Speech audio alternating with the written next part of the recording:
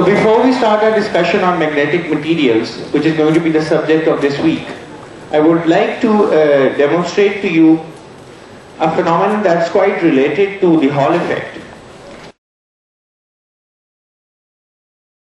The tutorial is also going to revolve around this phenomenon. And this phenomenon is what is known as motional EMF.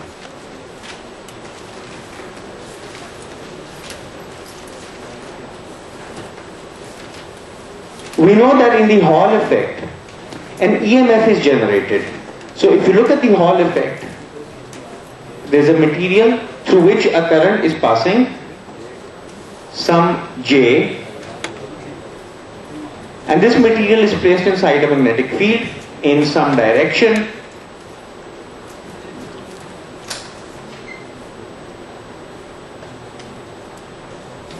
So if this is the direction of the current density and the magnetic field is pointing out, I take my right hand, mu cross B, the force on a positive charge is in the upward direction, the force on a negative charge is in the downward direction. So the negative charges,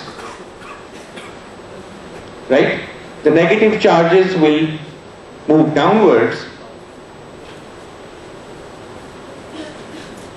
in this fashion.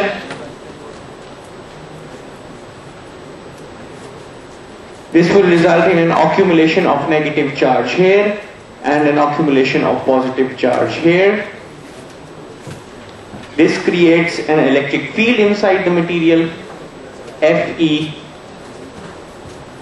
This electric field causes the entire Hall material to move. A mechanical force acts on this due to this electric field which has been created indirectly by a magnetic force, and an EMF is developed across these ends, which is called the Hall effect. This is something we looked at in detail. Okay. Now a related effect is the effect of motional EMF. What we have in motional EMF is quite simple. Suppose there is a magnetic field, say it's pointing out of the plane of the paper. It's a uniform field.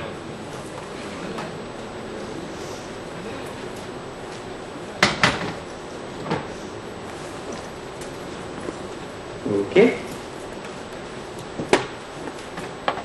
And what we have is a conductor of some length L.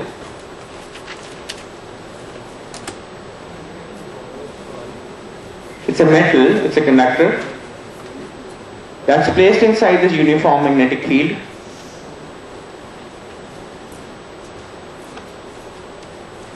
I think it's quite useful if you walk in late, you walk in briskly and just get to your seats as soon as possible. So this conductor is placed inside this magnetic field, and connected with this conductor is a U-shaped conductor, a thin wire that closes a circuit.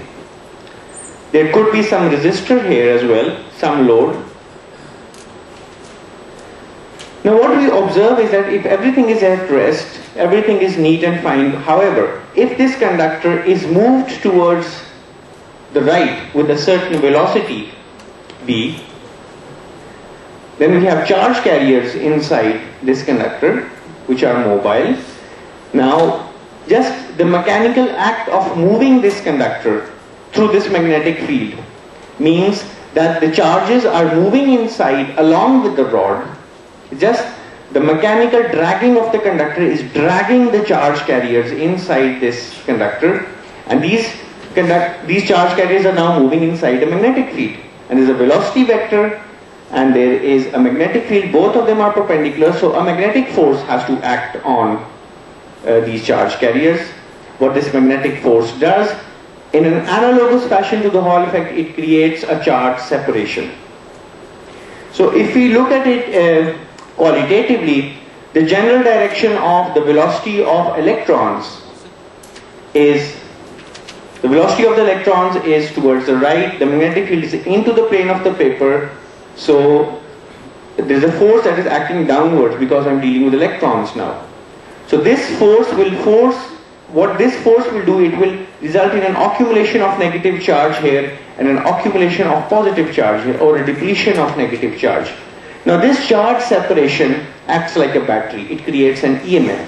And what this EMF does is that it results in the flow of current through this closed circuit.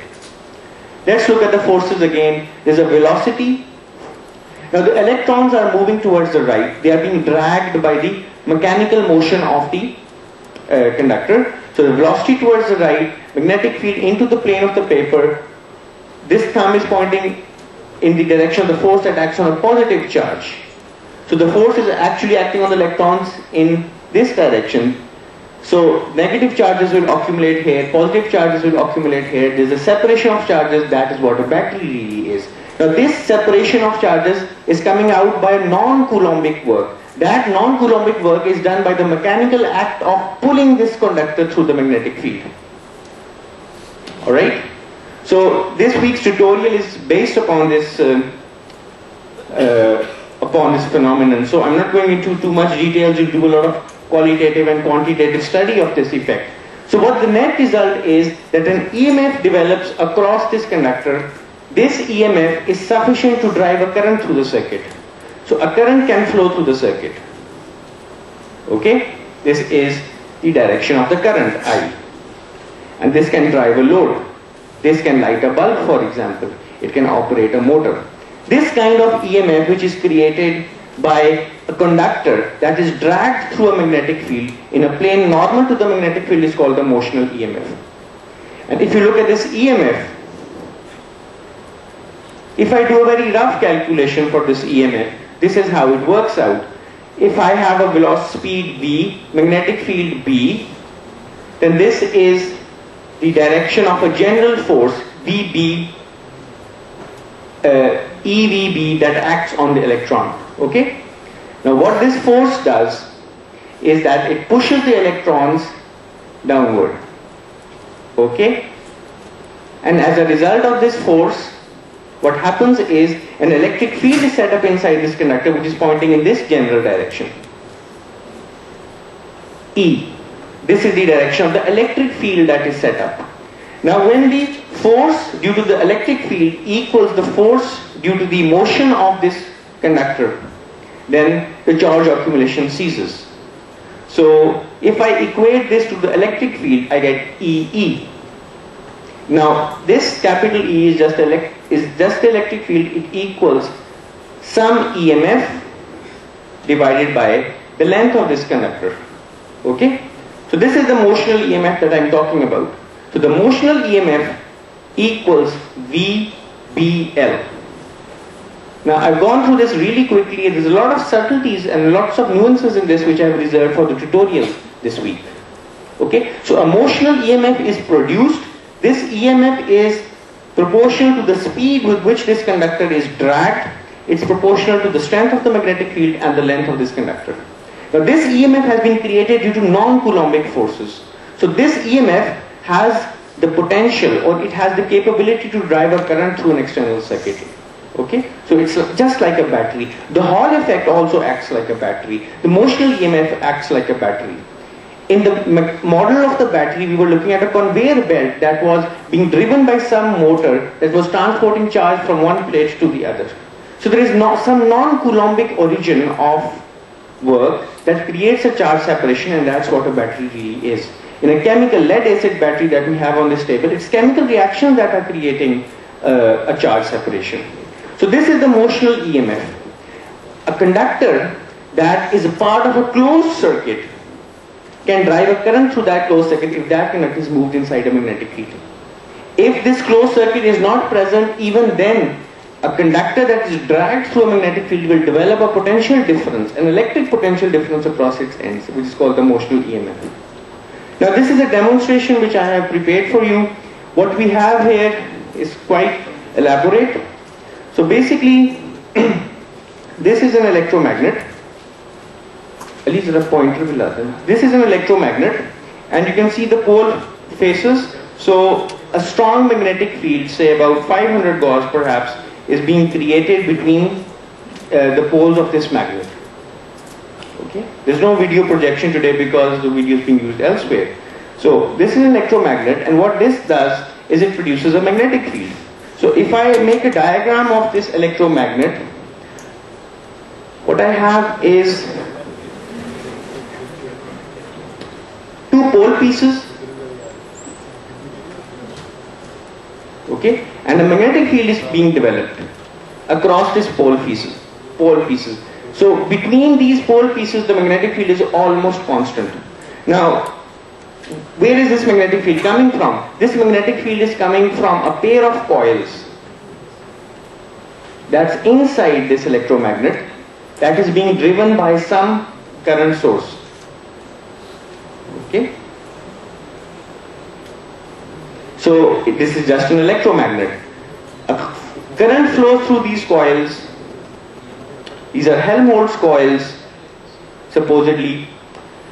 Current flows through these coils, they produce a magnetic field. The magnetic field is then concentrated by these magnetic pole pieces, which are made of soft iron. Okay, we'll learn about magnetic materials today. So there's a constant magnetic field in this region. And what we have at the top is a mechanical vibrator. This is just like a loudspeaker. Now, with this loudspeaker, we have a thin rod. Inside this thin rod, we have a piece of metal and a closed circuit. So since it's difficult for you to see, let me draw a diagram of this arrangement. We have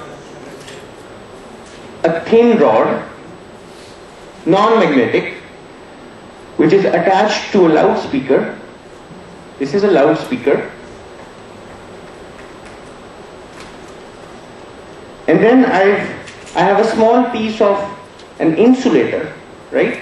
An electrical insulator, Teflon. It's quite a popular material.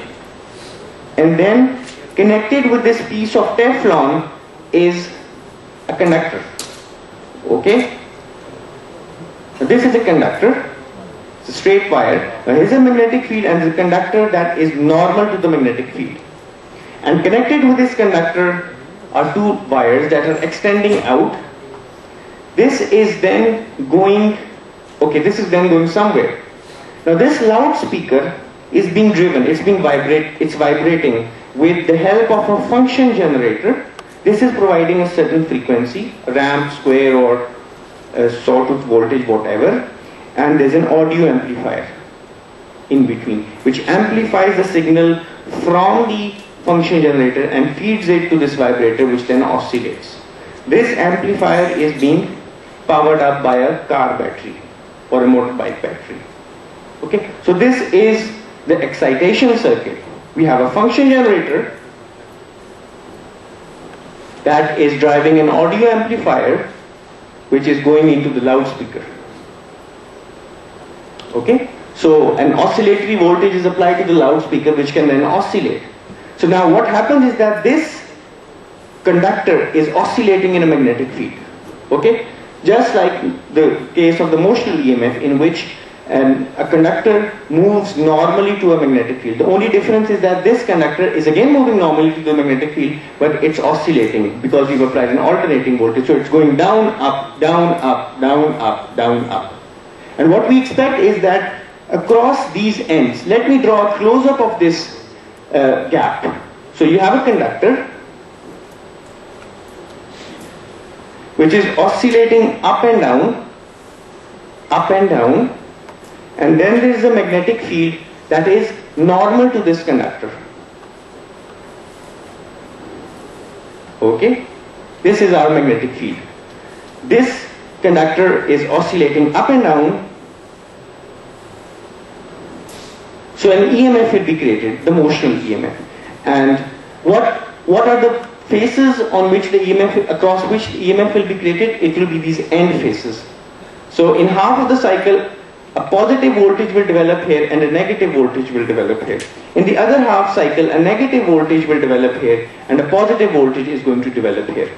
So if we connect this to a voltmeter, we'll be able to see a sinusoidal or a waveform that represents how the motional EMF is varying with time.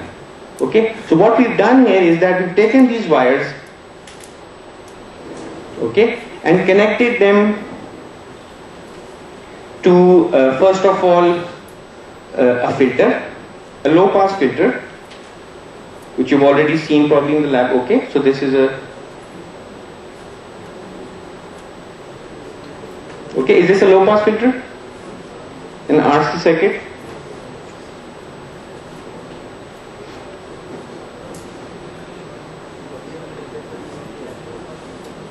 Okay, a low pass filter and then another amplifier, and this then goes to the oscilloscope. So on the oscilloscope we should be able to see a sinusoidal voltage. What this low pass filter does is that I'm only interested in the frequency which is at which the loudspeaker is oscillating, because this conductor is not really vibrating perpendicularly, so there are high harmonics which I'm not interested in. So what I would like to do, I would like to change this current through the electromagnet, which changes the magnetic field B, and I will see whether the EMF is enhanced or not. Alright.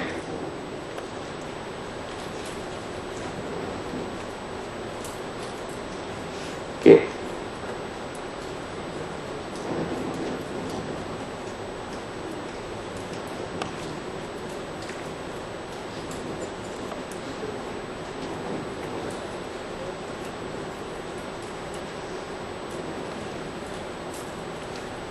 Alright, so I turn on this, the function generator is already on and it's at a frequency of 30 Hertz, 10 volts.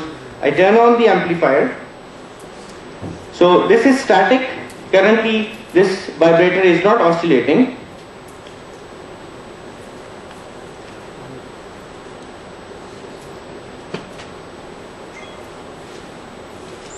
Now this is oscillating.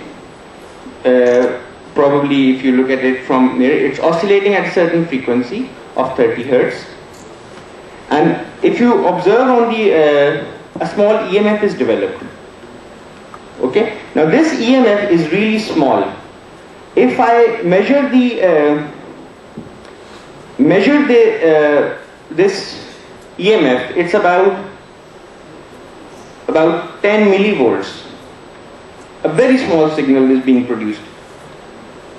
Now this 10 millivolt comes after an amplification of 100, because the amplification that I am doing for this signal is 100. So if I have a 10 millivolt signal, it corresponds to 100 microvolts or 10 microvolts. 100 microvolts times 10 is 1 millivolt. So this is about 100 microvolt signal that is being produced. This is the motional EMF. Now I would like to ramp up the magnetic field a little bit, and I will see what the effect of this ramping up the magnetic field, whether it would change the motional EMF or not. So I'm going to turn on the magnetic field. Okay. So I'm increasing the magnetic field, and what I observe is a bigger signal. Now this signal is not coming from any voltage source. It's just coming from a mechanical vibration of a conductor inside a somewhat uniform magnetic field. Now this signal has now gone up. It's now approaching, this amplitude is about 25 millivolts. The signal has gone up because I've also increased the current. The current is now 0.1 ampere. The current through the electromagnet. This electromagnet produces a magnetic field, so I'm increasing the magnetic field. So if I increase the magnetic field, the motional EMF is now going up. Now this EMF can act as a battery, and it can drive current through a bulb, it can light a light bulb, it can do useful work. And this EMF is coming not from an electric source, it's coming from a conductor that is simply oscillating inside a uniform magnetic field. Okay? So now I keep on increasing the current. We'll see that the motional EMF goes up, up, and up. Now I'm at 0.5 amperes. So it would correspond to a certain magnetic field. Now a good project for the laboratory is, I would like to find out what the speed of oscillation is. What's the maximum and the minimum speed of oscillation from this formula. I would like to calculate what the magnetic field is, etc., etc. So I keep on increasing the magnetic field, the motional EMF goes up. I'm at about 0.8 amperes now. Now this voltage, which is about 150 millivolts, the amplitude is coming from the pure mechanical oscillation of an oscillator inside a uniform magnetic field. It's not coming from any battery. We've done non-coulombic work, mechanical work to generate this EMF. So it's a purely non-coulombic origin of EMF.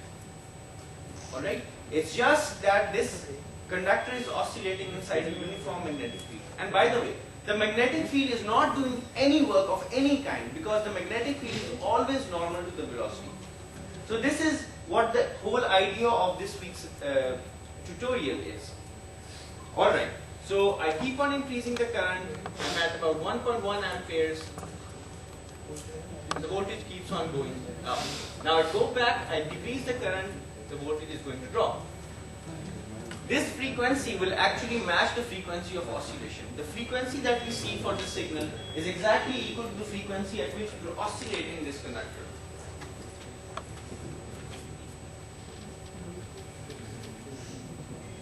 Okay, so I drop the current back to its original value.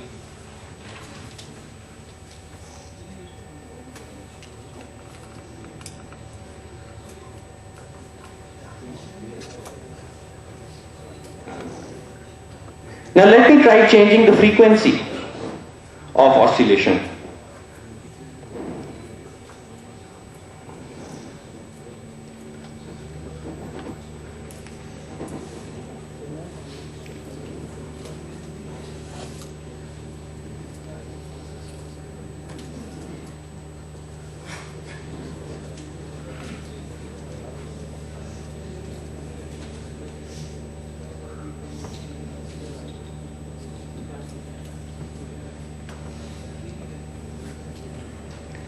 So I'm lowering the frequency.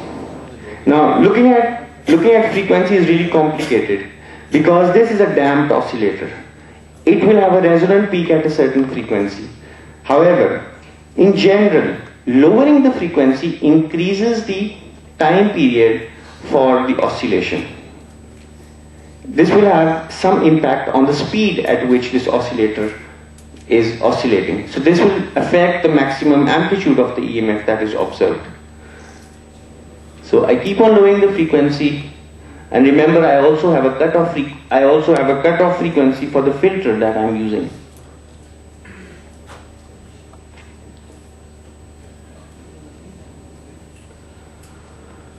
Alright, so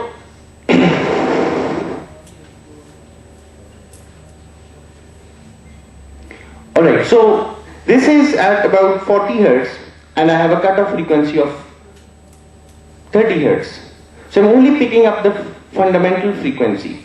Now if I change the cutoff frequency to some other voltage, suppose some other frequency, suppose now I have a cutoff frequency of 100 Hertz. Okay, which means that I'm picking up some signals from this conductor. Okay, it's been driven at 40 Hertz, but my cutoff frequency for the filter is 100 Hertz. Now the shape has totally distorted. It's no longer a nice sinusoid, but I still have a periodic signal, but it doesn't resemble a sinusoid. Could you explain why this phenomenon is happening? Please raise your hands. Why don't I see a nice sinusoid now? What I've done is that I'm driving the oscillator at 30 Hertz. However, the signal that's coming from the conductor is being cut off at a frequency of 100 Hertz. So I'm letting frequencies all the way up to 100 Hertz to pass through. And I'm not observing a nice sinusoid, rather, still it's a periodic signal, but with a more skewed shape. Could anyone explain the reason? Yes? So the background frequencies which might affect the... Which background frequencies? For the other things that are generating the frequencies around that frequencies. So it is now picking up that other something from 30 to 100 frequencies that are also generated by some other tuners. So there's only the 50 Hertz noise, that's it, nothing else. So it might affect the amplitude. Right? It is only 50 Hertz noise. I mean, there are no other big frequency sources. If you talk about radio waves, there are hundreds of megahertz. So why don't we see a nice sinusoid now? The reason is that if this oscillator were really oscillating vertically or normally to the applied magnetic field, we would see a nice sinusoid. First thing is that I've applied a ramp voltage. So this oscillator is coming down, up, down, up, down, up, and it's not coming down and up like a sinusoid, it's a ramp voltage. Now this ramp voltage has frequencies which comprise the fundamental and harmonics. So if there's a fundamental frequency of f hertz, there's going to be a frequency of 3 f hertz, 5 f hertz, 7 f hertz. This is what you get from a Fourier decomposition of such a series. So it has all frequency components possible. Second point is that this conductor is not oscillating in a plane normal to the magnetic field. Its motion is skewed because I could not adjust the mechanical motion to lie in a perfect vertical plane. Therefore, it has higher frequency components, higher harmonics as they are called. And what I'm doing with the filter is that I'm just picking up the frequency, the fundamental frequency at which this conductor is oscillating. So if I move down the frequency to 30 Hertz, the cutoff frequency to 30 Hertz, I recover a nice sinusoid back again. Because I'm filtering out, I'm low pass filtering, so I'm removing the higher frequency components. Okay, any questions about this motional EMF demonstration?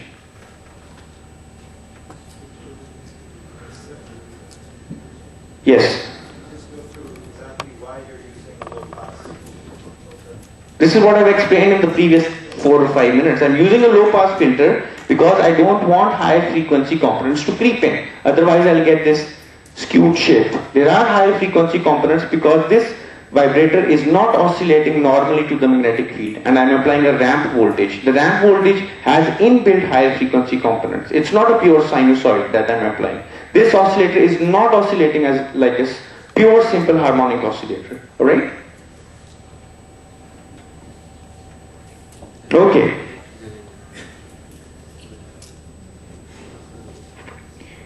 So let's continue with our discussion, and we're going to switch gears and we're going to discuss a new topic. We're going to spend 2 lectures on this new topic. This is the third premise of magnetic materials. Remember, we had 4 premises. So the third premise comprises magnetic materials. Now, magnetic materials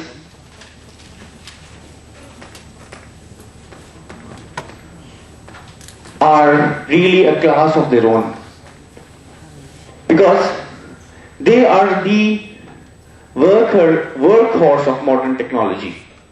Without transformers, which are made up of magnetic materials, you cannot have electrical energy being generated, transmitted, or distributed. Without magnetic materials, you cannot have hard disks which store data. Without magnetic materials, you cannot have a motor of any kind. Without magnetic materials, you cannot have a generator of any kind. So it is estimated that about 70 to 80% of all of modern technology relies upon magnetic materials of one kind or the other. And remember, the advent in magnetic materials is very recent. The origins of magnetism were only discovered or formulated in the 1920s by Heisenberg et al. Before that, magnetism was a well-known phenomenon, but its origins were poorly understood and the different kinds of magnetic materials were not understood. So the development of magnetism happened hand to hand with the development of quantum mechanics. So it is quantum mechanics that describes magnetism inside materials. Since we haven't studied quantum mechanics, I would like to give you 2 kinds of approaches. One is what is called a phenomenological approach.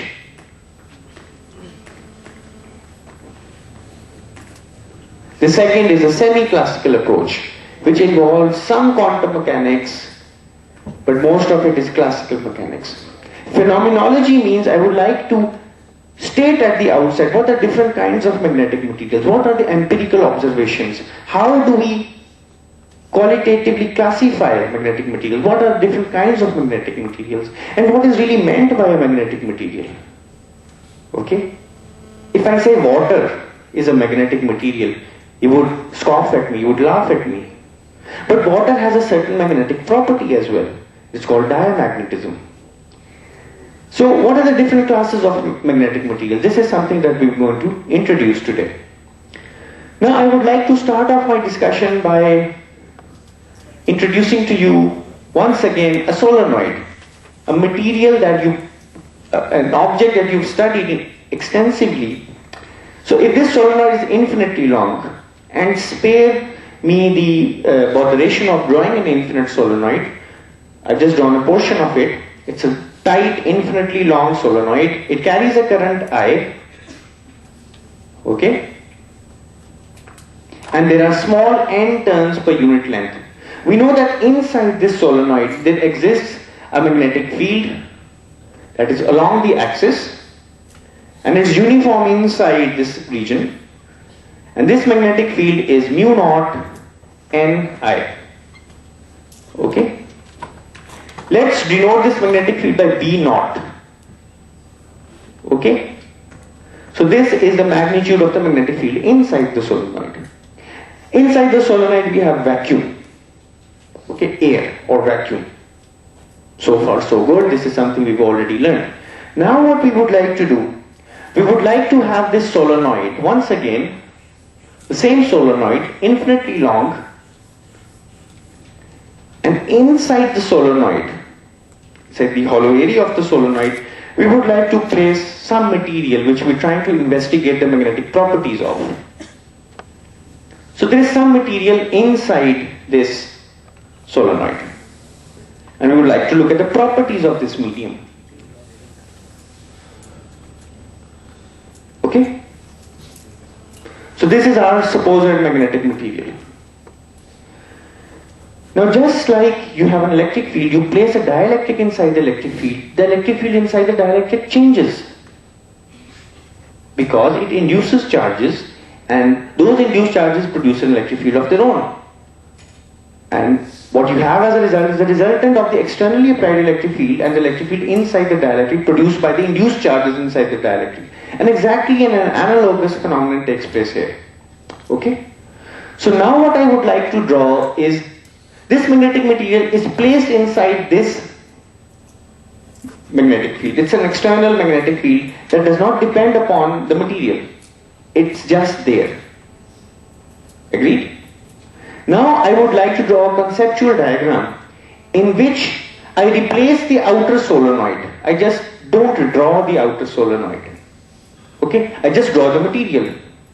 So now I'm just drawing the material that has been soaked inside the magnetic field B naught. Now this material is placed inside the magnetic field. Okay? So now I'm not taking the liberty of drawing the solenoid, but I know that a source is already there. Okay? So this material is now inside a magnetic field B naught. So the source is there, I forget where that magnetic field is coming from. Okay? Now this is a new conceptual diagram. The magnetic field is placed inside, the material is placed inside a field B naught. Okay? ये समझ आ गई बात की? ये conceptually समझ आ गई मैंने क्या diagram बनाई? So if I draw a small hole in this medium, okay? I have vacuum once again here. The magnetic field in this region would still be B naught. Okay? So inside this hole the field is B naught. It's the field that was originally produced by some source, by some free currents. Now these are free currents that are producing the magnetic field. Okay? This is a real current, I. Okay, it's producing a magnetic field, it's a real current. So such currents which produce magnetic field, which are real currents, they are called free currents. Now this free current has produced a magnetic field B naught, okay, and the material is now soaked inside this magnetic field produced by free currents, okay, it's now present inside B naught. However, the field inside the medium, if I had some mechanism of measuring the field inside the medium, okay, even though I don't, but if I have some mechanism At the outset I don't, but I do have more sophisticated techniques. But somehow, if I can measure the field inside the interior of the medium, it's going to be different from B naught. Okay, because this material has some magnetic properties of its own. Just like a dielectric placed inside an electric field, inside the dielectric, the field is totally different from the externally applied field. So this field inside this medium, let's call it B. Okay? Now, what we would like to suppose for conceptual purposes is that this field that is produced, B, is a combination of an externally applied field, which is a field due to free currents, plus the field generated by the medium itself when it is placed inside P naught. Correct? This new field inside the medium will be a resultant of the externally applied field and the field that has been generated by the medium itself. Correct? Now this field that is generated by the medium is a response to the stimulus B naught.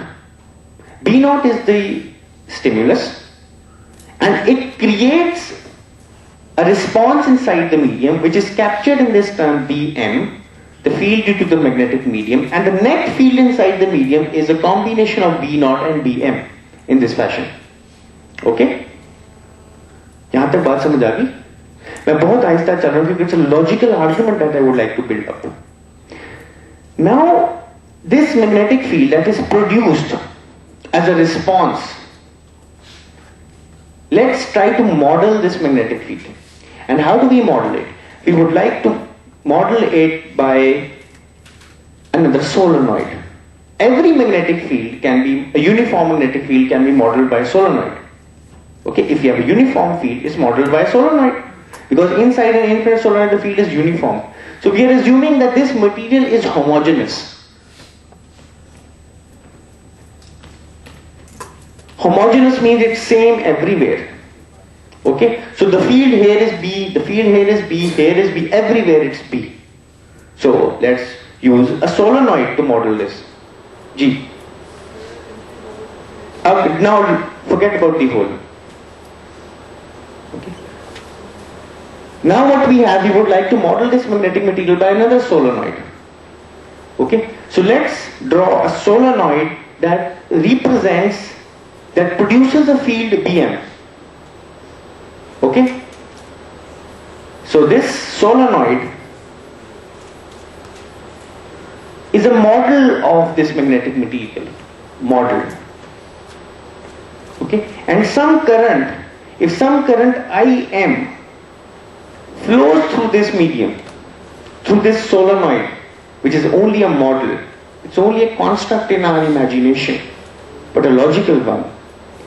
A current Im flows through this solenoid. This solenoid is m turns per unit length. Then Bm, the field produced by this imaginary solenoid, must be equal to mu naught Nm Im.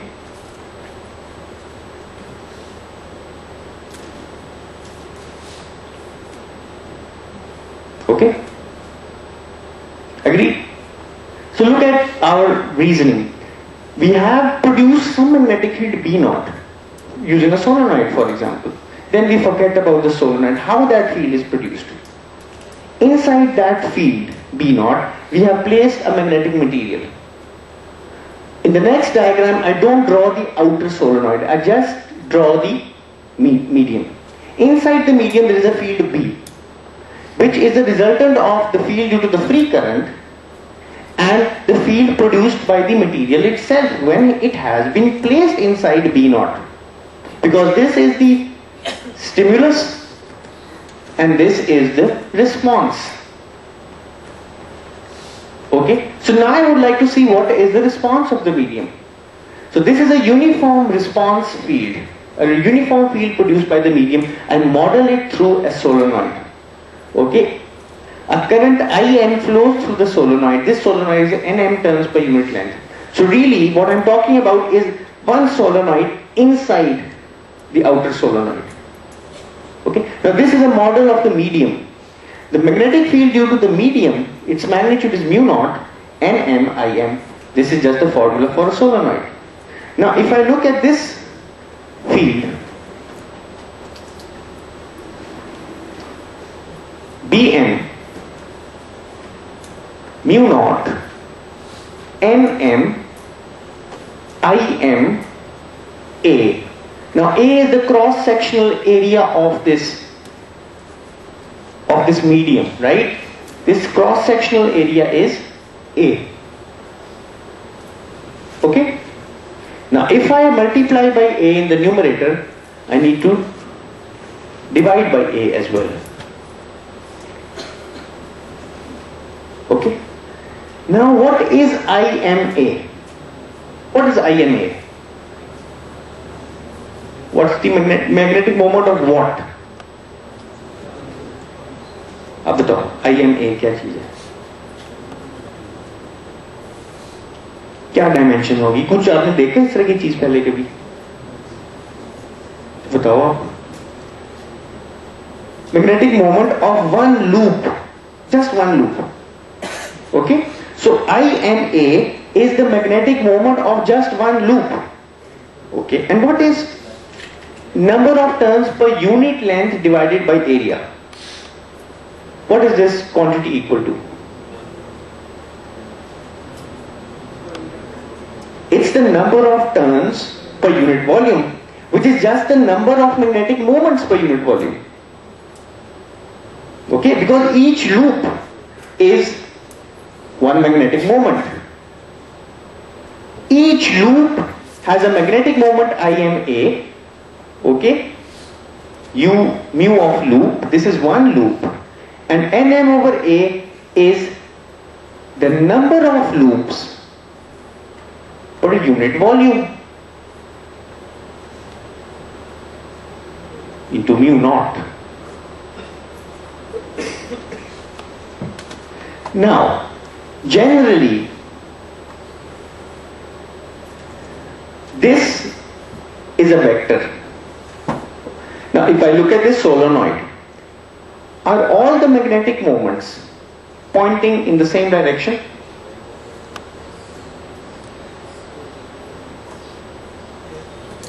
Yes, they are all pointing in the same direction. Okay? So, carrying current in some direction, clockwise or anti-clockwise, but all of these loops have a magnetic moment pointing in the same direction. So, if I have vectors pointing in the same direction, the resultant means just summing up their magnitudes. And this is the number of loops, the total number of loops per unit volume. So this object, n into mu loop, is nothing but the total magnetic moment, okay, magnetic moment of this material. And I need to divide this by volume.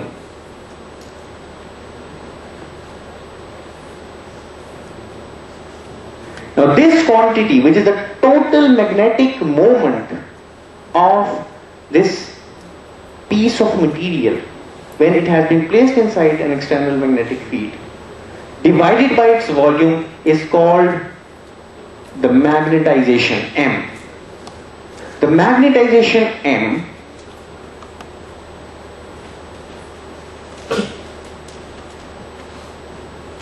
is defined as the resultant of all the magnetic moments in some sample divided by the volume. Okay, so it's a vector. Okay, so this Bm, which is the magnetic field produced as a response inside the material to the external magnetic field, is mu naught M. So this M is a property of the material. It's called the magnetization. So we have modeled this material through like a solenoid. And this is only a model. There's really no current that is flowing through this material. You put an ammeter in series with this material, there's no current. But we can model it through a solenoid. because a solenoid produces a magnetic field. So the magnetic field produced inside the material B is now a resultant of the external field B naught plus Bm. B naught is simply B naught plus this is mu naught M. This is the field inside the medium. So it depends upon the magnetization. So there is an externally applied field, the field due to free currents. If a material is placed inside this field B naught, the net field inside the medium is not B naught. It's in fact a resultant of B naught and the response of the medium itself. The response of the medium is captured by the magnetization of the material. Suppose I have some chamber in which I have tiny magnetic moments. Don't worry about what they physically mean, they will be tiny magnets. And suppose all of these magnets are pointing in the same direction.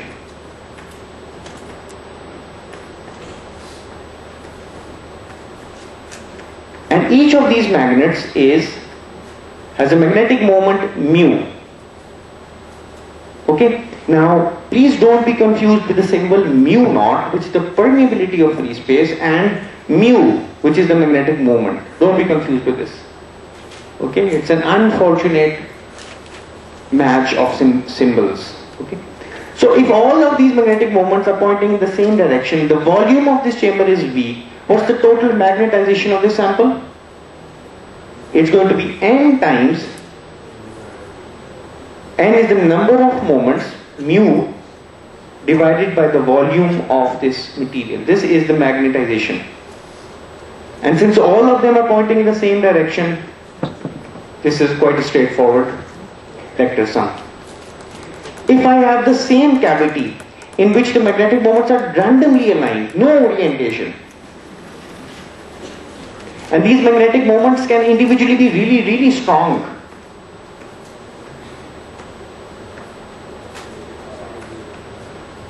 And if there is perfect disorder, then the magnetization of this medium will be 0. So the magnetization of a medium which comprises these many small magnetic dipoles is just the vector sum. Remember, you have to take the vector sum and divide it by the total volume. So magnetization does not depend upon the volume. Just like the density does not depend upon the volume or the mass. It's an intrinsic property. Do you agree with that? Does the density depend upon the size of the object? No, it doesn't. It's an intrinsic property, not an extrinsic property. Likewise, the magnetization does not depend upon the volume. Say, in other words, if I have a magnet with a certain magnetization M,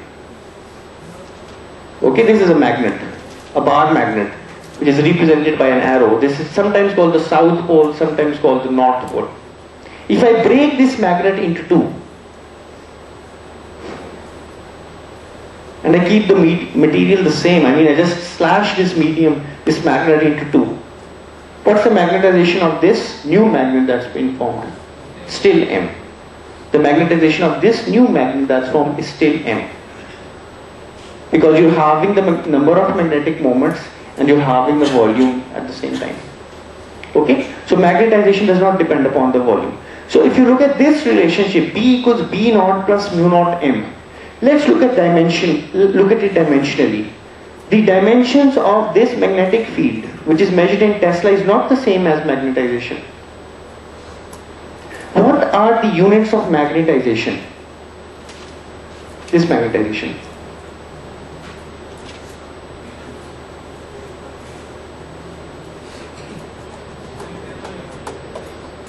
What are the units? Amperes per meter. Because this is ampere meter square divided by volume, ampere per meter. So the units of magnetization are in SI, in the standard system, they are amperes per meter. This is in Teslas. This is not amperes per meter. So if you also observe that this quantity, mu naught, this is just a magnetization. Okay? Isn't it? This is just the magnetization. So any magnetization, any magnetic field, B, can be written as mu naught times some quantity that has the same dimensions as magnetization. Okay?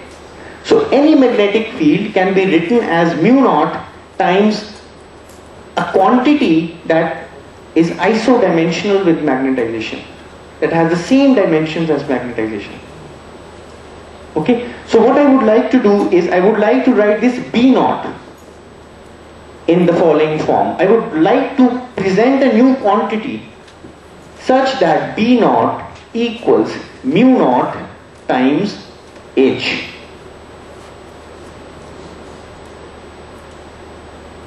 I can always do that. I can always write the magnetic field as mu naught times some other quantity which has dimensions of magnetization, of amperes per meter. Right? This is dimensionally correct. So my original solenoid that I drew, the white solenoid, the big one, produces a magnetic field B naught in vacuum. This B naught is mu naught H. This is simply mu naught Ni. This H is simply the number of turns times the current flowing through the solenoid. Of course, it's in a certain direction as well. I have to put in a direction sign too. Okay? This is just, you should understand what I vector means. So H is just number of turns per unit volume into the current. This H is a new quantity that I've introduced. Say you can introduce, I've introduced it by force, I admit it, but it has been historically there. And it makes the equation simpler to understand. So this H is generally called the magnetizing force. But remember, it's not a force. Many names in physics stick to us by legacy reasons. And they confuse students. But it's not really a force. But this H is generally called the magnetizing force. It tells us how much you multiply it by mu naught, it just tells you what the magnetic field is. So if I have a source of magnetic field which is just a current, that current can produce an H. That H produces a magnetic field, and the relationship is quite simple. It's just like this, mu naught H. Okay? So this is a measure of the free currents. H is a measure of the free currents, isn't it? Because it's N times the free current. So if I place my medium, what I've done here, I've placed the blue medium inside an H. Khamosh. मुझसे बात कर ली. I placed my medium inside a field, magnetizing field or a magnetizing force H. So I have B, the net field inside the medium is mu naught H, which is the field due to the free currents. Okay, plus mu naught M. Now the advantage of introducing this relationship is that now H and M are seen to stand on the same footing. They have the same dimensions. So I can write this as mu naught H plus M. So the field inside the medium, the net field inside the medium is mu naught times some other quantity that has the same dimension as magnetization as H. Okay? Now this is quite a nice result. It's just a jugglery with the symbols. Nothing else, nothing less, nothing more. G.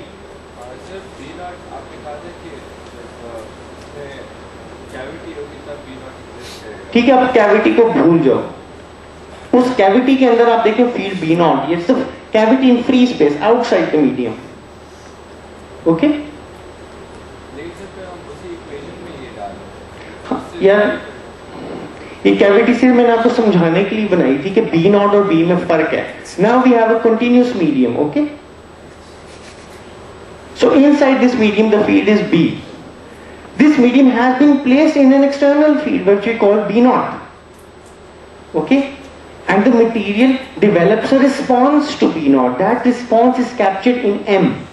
So this is the response. Okay, and this is the stimulus. That's it, nothing more, nothing less. This is the stimulus. जी जी अभी बताता हूं. ठीक है, ये stimulus है और ये response है.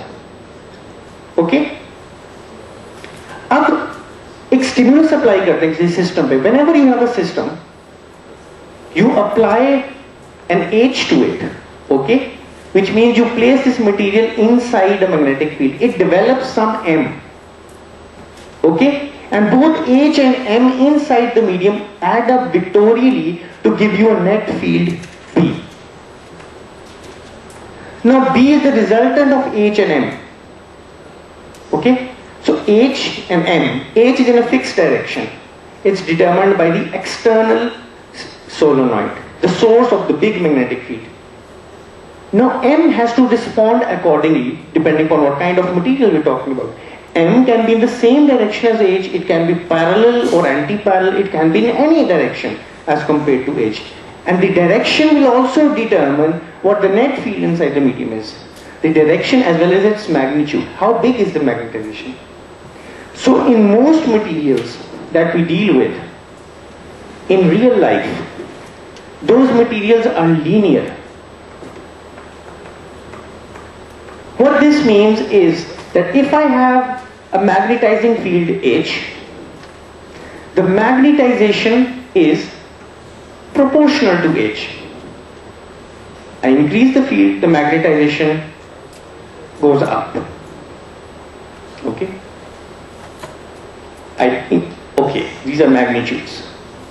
So such a material is called a linear material.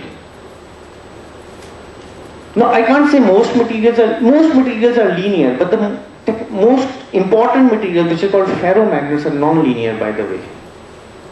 But this is a good starting point.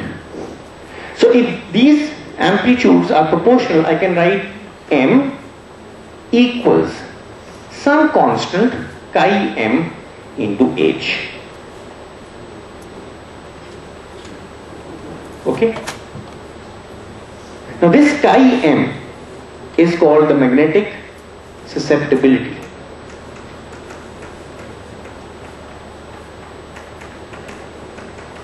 It's the analog of the relative of the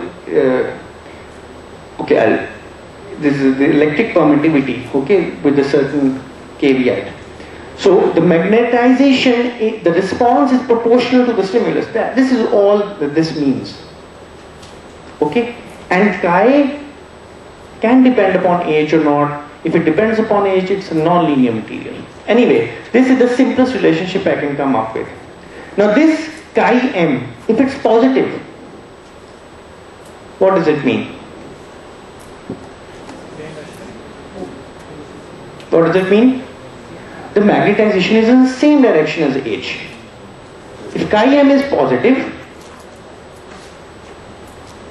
then what does this mean? It means that if I have an external field, suppose this is a north pole, south pole of these magnet pole pieces, they produce a magnetic field B naught, okay, which is simply H naught, right, times mu naught. So this is a magnetizing field, an external field, and now I placed my medium inside this.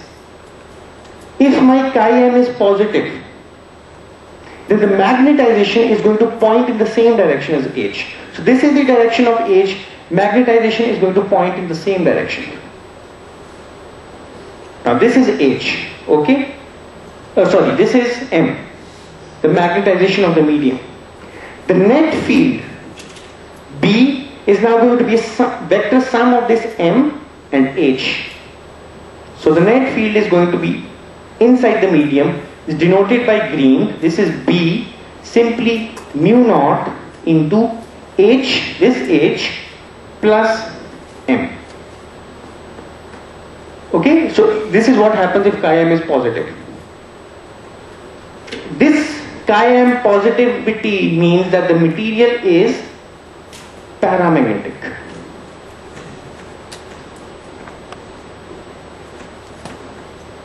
Okay?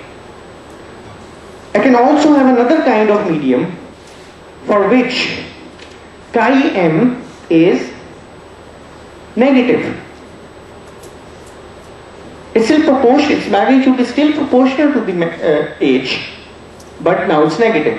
What this means is that if this is the direction of H, what's the direction of M going to be? M की क्या direction होगी? Opposite. So M is now going to point in this direction. And what is the direction of B going to be?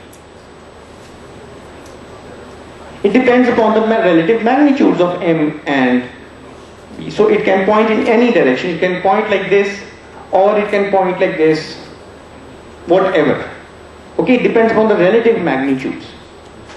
So such a material for which the magnetization is in a direction opposite to the magnetizing force, to the external field that has been applied due to free currents, in which we place the medium, such a material is called a diamagnetic medium. Okay. Now these are two kinds of magnetic materials. Okay. I would like to G.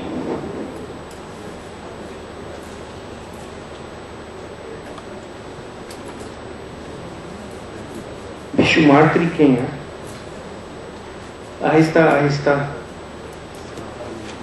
Ji.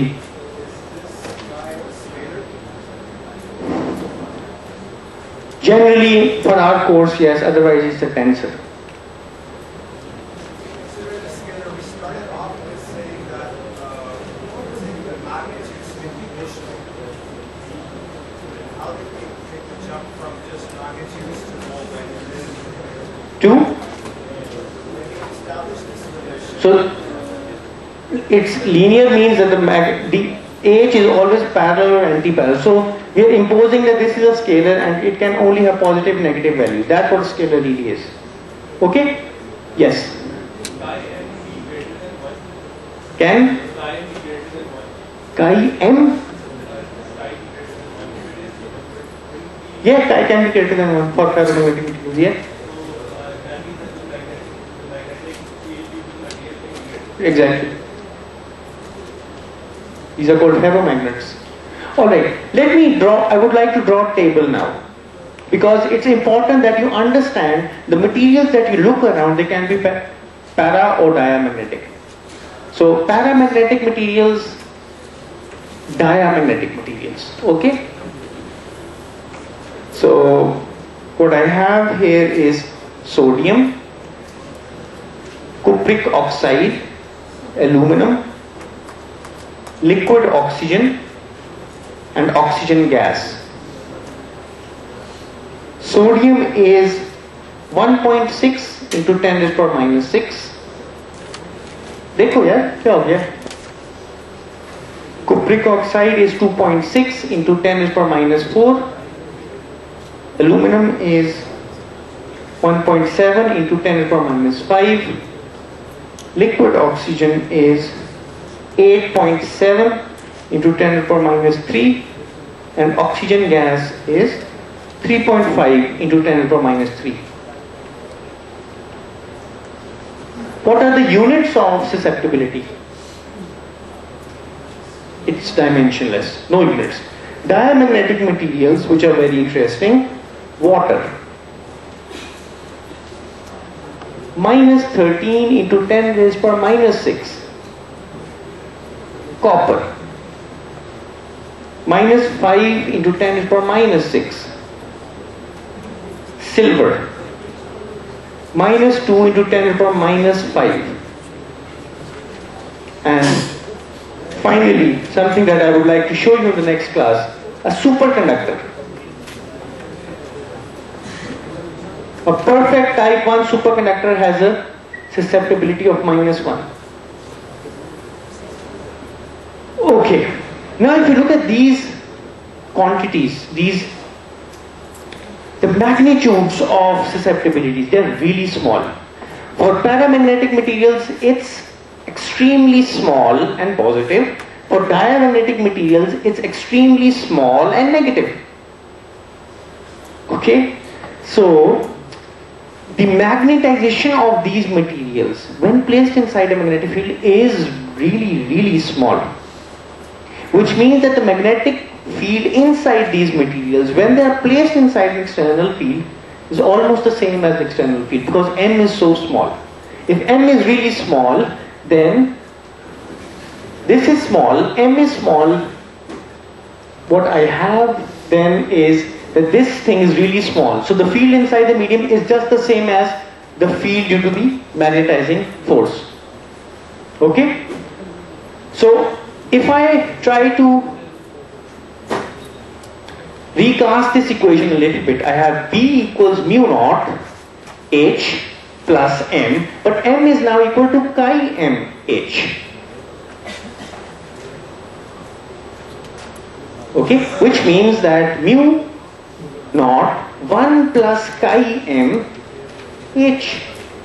This is the magnetic field inside the medium. If chi M is really small, so small as compared to 1, this is what those classes of materials are telling us, then I can approximate this as mu naught H, which is just the externally applied field due to the free currents. So the field inside paramagnetic and diamagnetic materials can be just the same as the external field, because their magnetic effect is really small. But these are also important effects, by the way. So I can also express this quantity as mu r, which is called the relative permeability. Mu r is 1 plus chi m h. Okay? This is the permeability of free space. Relative permeability. This gives me mu r h. This is the permeability of the medium. Okay? So these are all conventions which are used. Okay? Now I would also like to discuss one really important thing. If I have a superconductor which is a zero resistance material, if its permeability is -1, is it diamagnetic? Yes, it's diamagnetic. Negative permeabilities means diamagnetism. So what is the magnetic field inside a superconductor when it is placed inside an external field? So I have a superconductor, some material, it's placed inside an external field, B naught. What is the field inside the superconductor?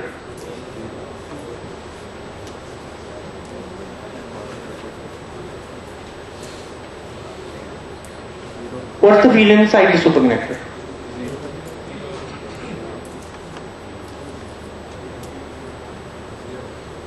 So chi m is -1. This means that the magnetization m is -h. So B inside the medium is mu naught H plus m, and this is just 0. So inside this superconductor, there are two kinds of fields. There is B naught. Then opposing this externally applied field is another magnetic field, which is Q naught H with a minus sign. This is the magnetization into mu naught, right? Both of these fields will add up to give you a zero field inside the superconductor. So there can be no magnetic field inside this kind of superconductor, which is called a type 1 superconductor.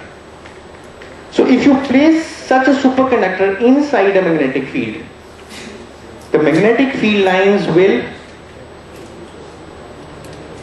avoid the superconductor. They will go out. Right?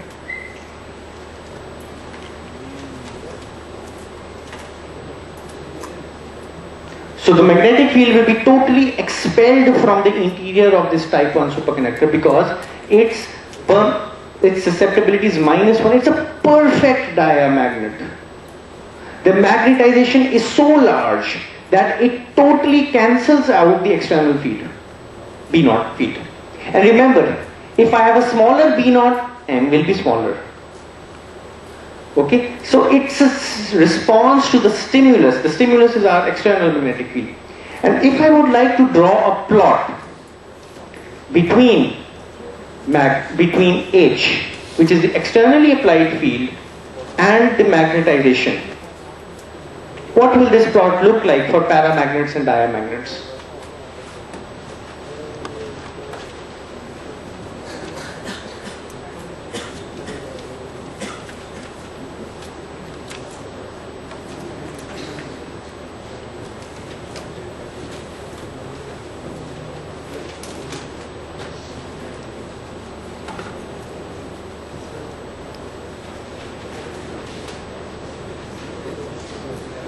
What kind of material is this? It can be positive or negative. I'll just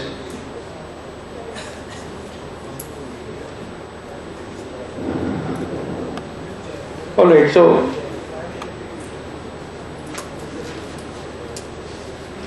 M.